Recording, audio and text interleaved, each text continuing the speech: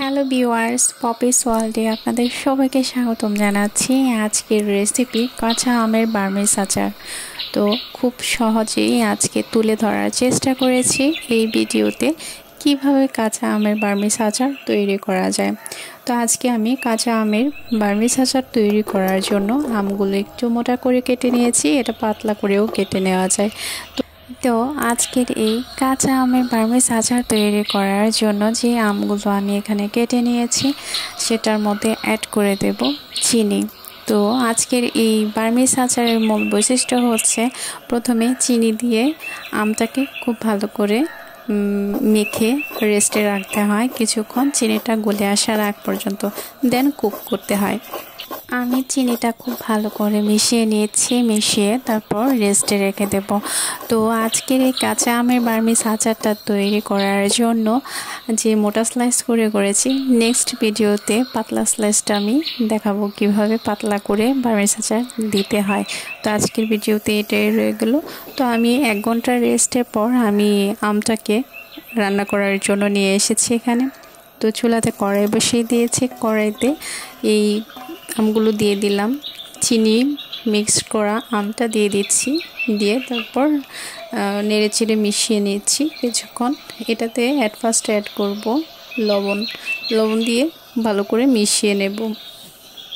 তবে কাঁচা আমের বার্মিজ আচারটা চিনি দিয়ে তৈরি করা হয় এবং এই কাঁচা আমের বার্মিজ আচারটা দেখতে যেমন সুন্দর দেখায়, খেতেও কিন্তু ভীষণ ভালো লাগে।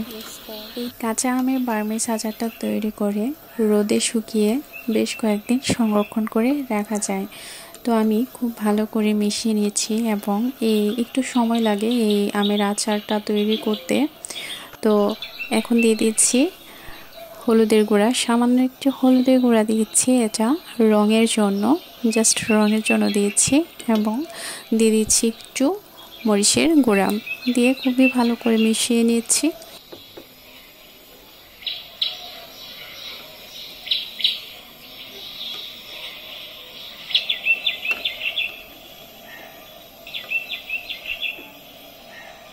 এই কাঁচা আমের বার্মিজ আচার তৈরি করার জন্য আমি চুলার হিটটা মিডিয়াম টু লোতে রেখেছি। হাই হিটে রান্না করলে দেখা গেছে এটা পুড়ে যাওয়ার সম্ভাবনা আছে।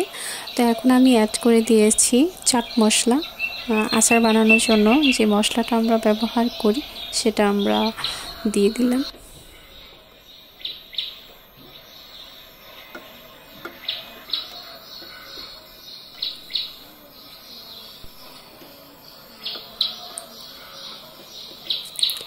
খুব সুন্দর একটা কালার চলে এসেছে।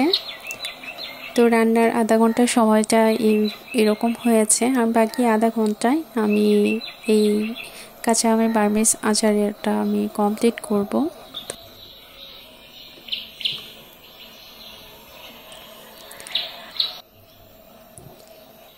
এই পর্যায়ে আমি অ্যাড করে দিলাম শুকনা মরিচ। আমি একটু কুচি করে কেটে নিয়েছি, দেখতে খুবই সুন্দর দেখাচ্ছে। আজকের এই আচারের মূল সৌন্দর্যটা এই শুকনা মরিচ কুচি করে দেওয়াটা। তো সব কিছু মশলা আমি এটাতে অ্যাড করে দিয়েছি কাঁচা আমের বার্মিজ আচার তৈরি করার জন্য।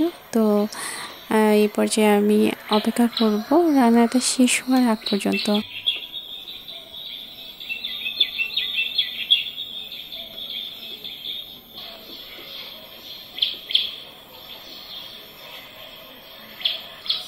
খুবই লোভনীয় লাগছে।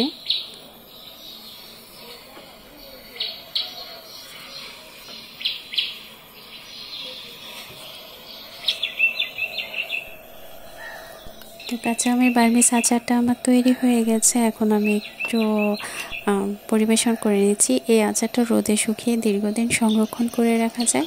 আশা করছি আজকের এই কাঁচা আমের বার্মিজ আচারের রেসিপিটা আপনাদের সবার কাছে ভালো লেগেছে। পরবর্তীতে আবারও চলে আসবো নতুন কোনো ভিডিও নিয়ে। সে পর্যন্ত আপনারা সবাই ভালো থাকুন। Thanks for watching everybody, and I always pray for my God. All of the people be happy. Hello guys, must be comment how like today's recipe. Thanks for watching, for your special time for this video.